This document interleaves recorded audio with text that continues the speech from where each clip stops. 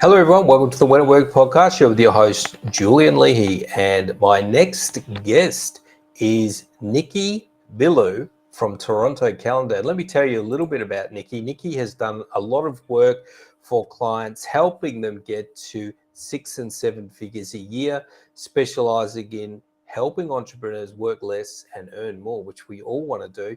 And really helping people that are kind of lost in the sauce, helping them stand out so that people will actually notice them and come to them. Welcome to the show, Nicky. Julian, it's an honor to be here, man. Thanks for having me on the show. Thanks for coming on. I like talking to people who are into this type of stuff because I think it's one of the main things that people struggle with. What are some of the things that people are kind of doing wrong, and they come to you and say, Nicky, help me? Well, look, if you're in business for yourself and you're an executive coach or you're a consultant, or maybe you're a wellness coach, or maybe you're a relationship coach, or maybe you're some other type of service provider, your biggest problem in business is and will always remain attracting enough sales, attracting enough clients to come through the door so that your business expands and grows and thrives. And that's the challenge. That's the acute pain point that everybody at some level has until the point where they don't have it anymore. But one of the things that we find that people do when they're getting started is they want to succeed, but they have a fear of selling. They look at selling as something bad, wrong, dirty. They don't want to come across as salesy. You ever heard people say that? I don't want to come Oh, across as salesy, right?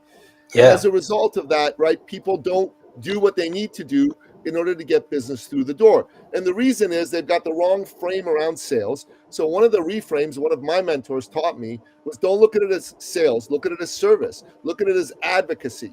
You know, you don't nobody wants to be a salesperson. Nobody wants to be sold, but everybody wants to buy and everybody wants to advocate on behalf of the people that they care for. So that's the first thing I would tell people is stop selling, start serving, and serve people to their dream. And if you do that, then you're going to be successful in this game.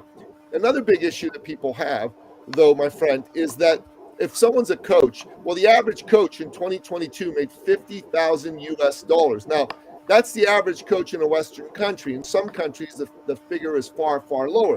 Now, these days with inflation and whatnot, $50,000 ain't really going to get you to your dreams. You know that you could make more money working a job for somebody else. So people make that little money because they don't know how to stand out. They don't know how to be in front of people. They don't know how to serve people. They haven't got a message dialed in. They haven't figured out who their ideal customer is, Julian, what that pain point is, that acute pain that that customer's facing, and therefore they're not there talking about how they can help people with that pain point. And here's the truth. Everybody has some level of acute pain in their life. It's called being a human being, right?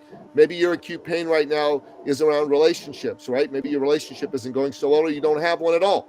Maybe your husband or your wife left you and you're devastated by that. Well, that's an acute pain. If someone's a relationship coach and they can help take that pain away, then obviously that's very valuable and they can come in front of you and offer a solution to help take the pain away. So if people understand, number one, that it's about serving, not selling, and it's about finding a way to distinguish yourself by how you help people and not about your methodology. Because I got to be honest, nobody cares about your methodology. Nobody cares about my methodology. Now, I happen to have a really great methodology. I'm sure you have great methodology. My methodology, in my opinion, is the best in the world. It really does cool things. It does everything except slice bread and make breakfast. But nobody cares. The truth is, nobody cares. You know what they care about? They care about themselves. They care about the problems they're dealing with. If I come across as credible about solving those problems, then they're going to do business with me. And if I don't, they won't.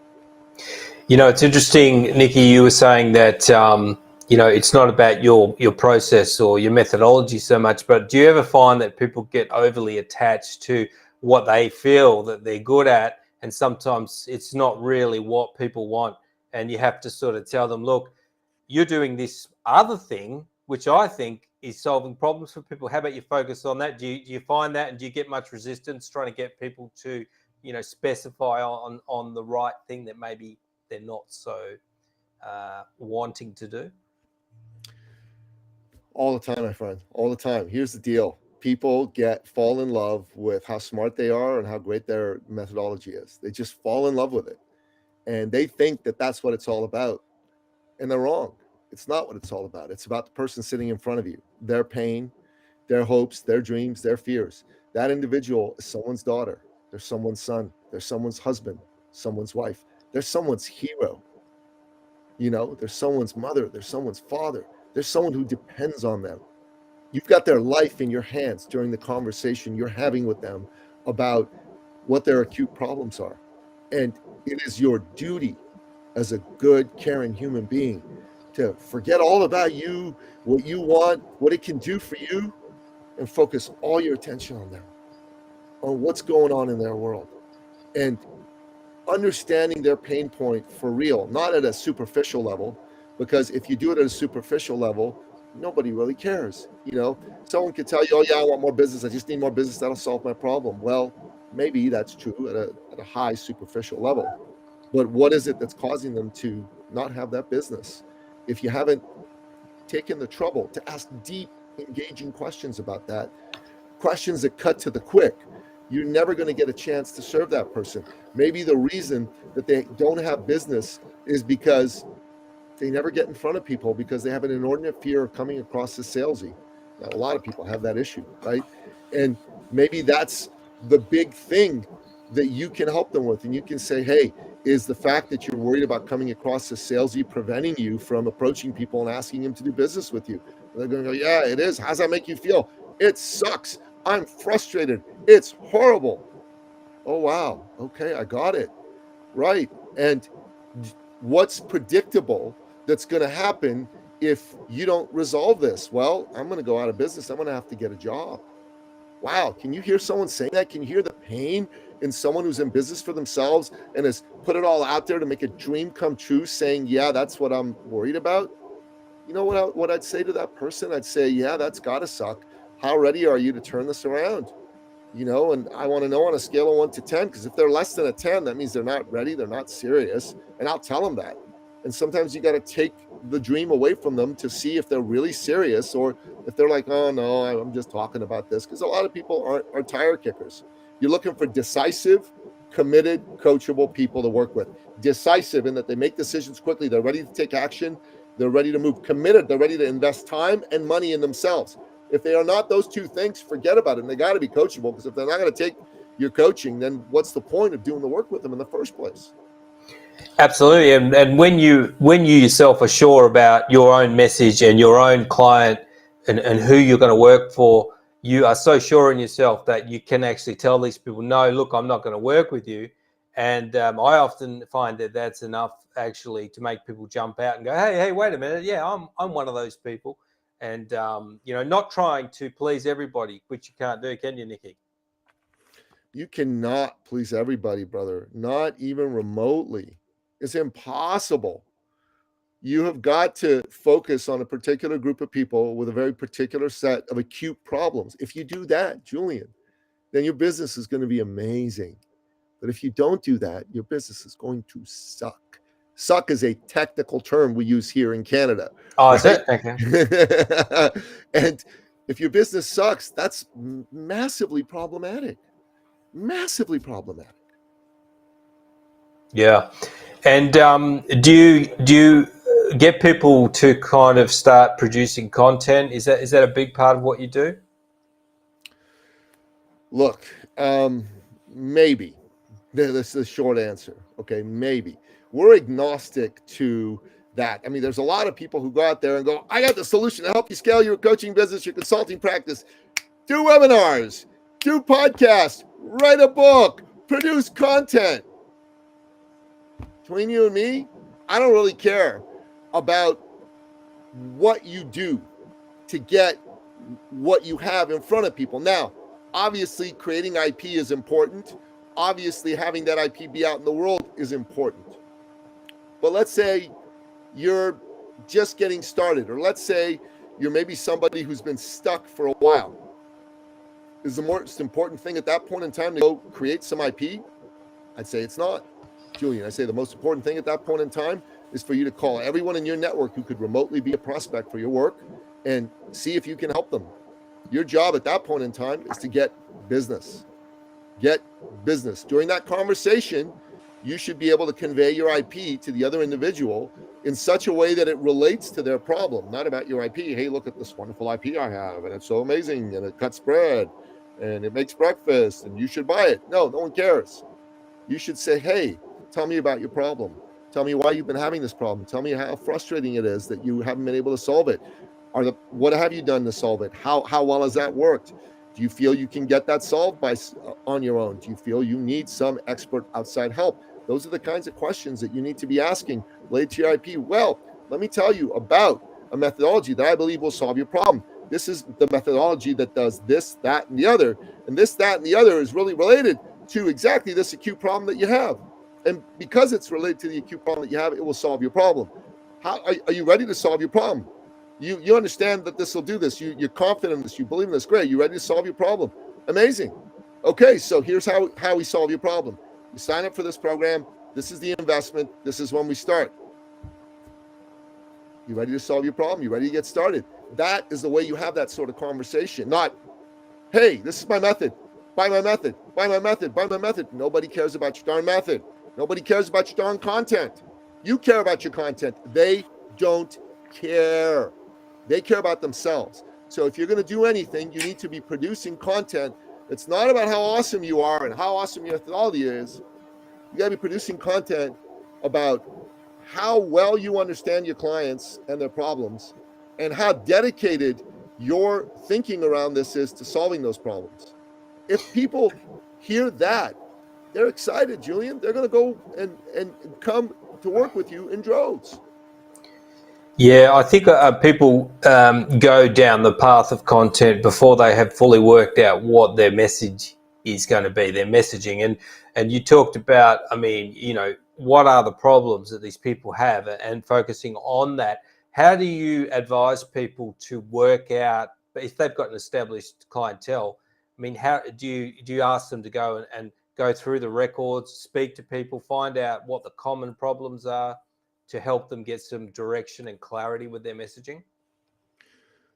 Well, if they have an established clientele, the first thing we'll do is just go through who their clients are. We'll do a client review session, right? Who are the clients that you like?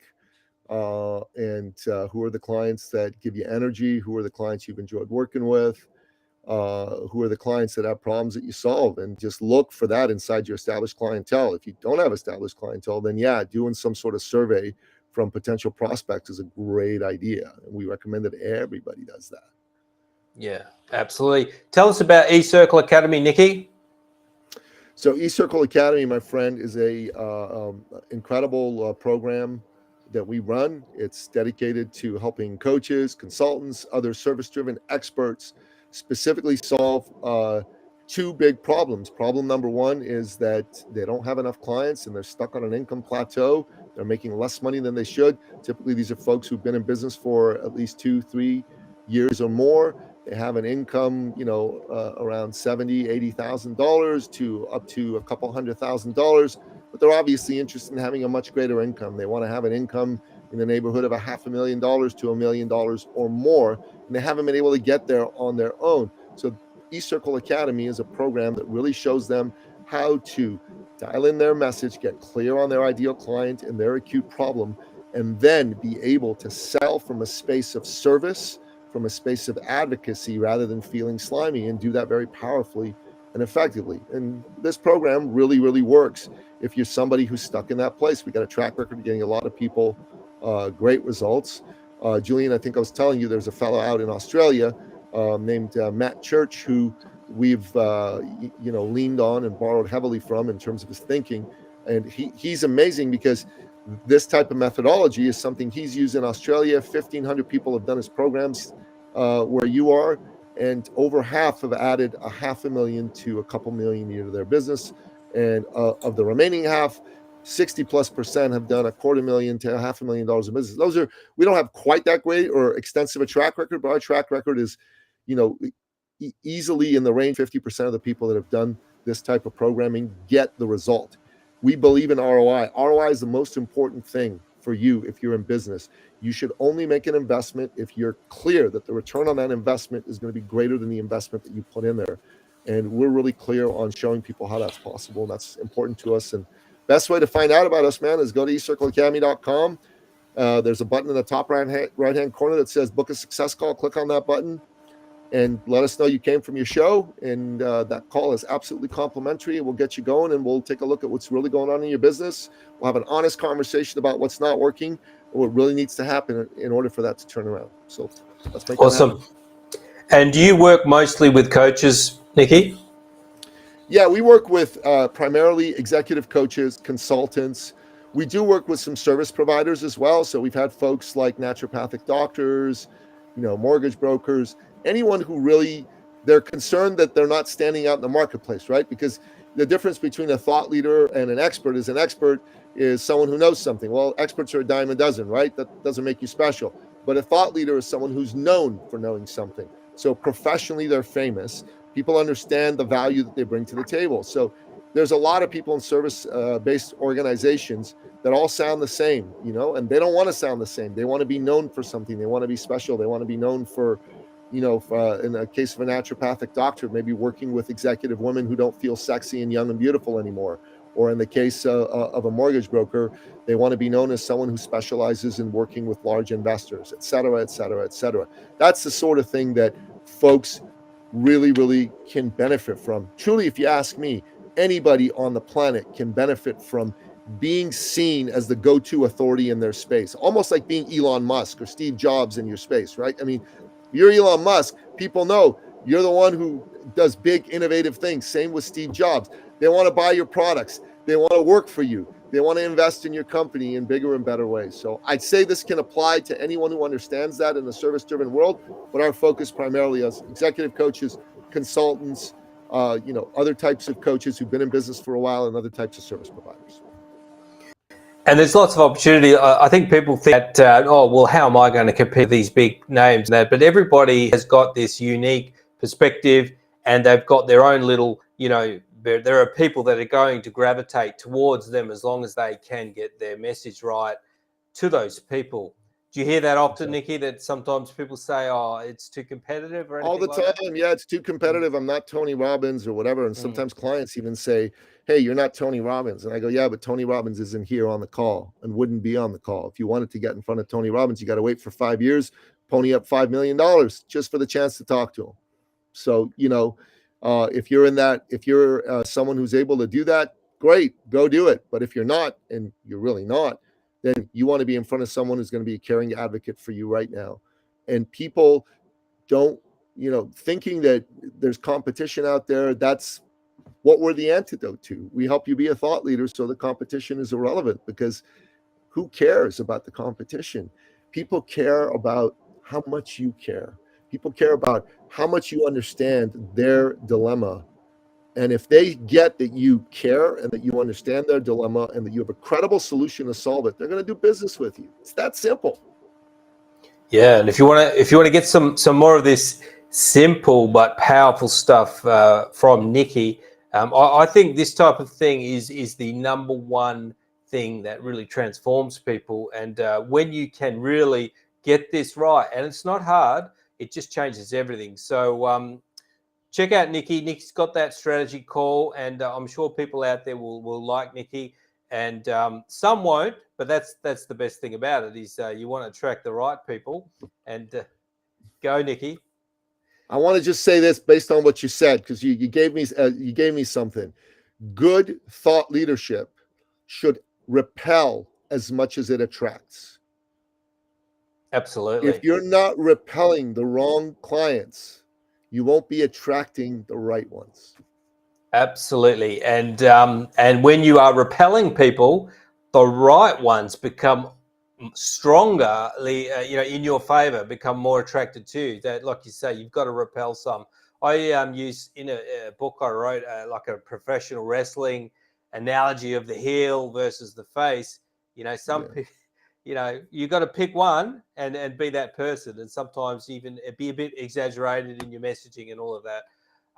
So some great stuff there, Nicky. Thanks for coming on the show. If you want to check out Nicky, go and do a strategy call with him. It sounds like it would be well worth doing. Thank you for coming on When It Worked, Nicky.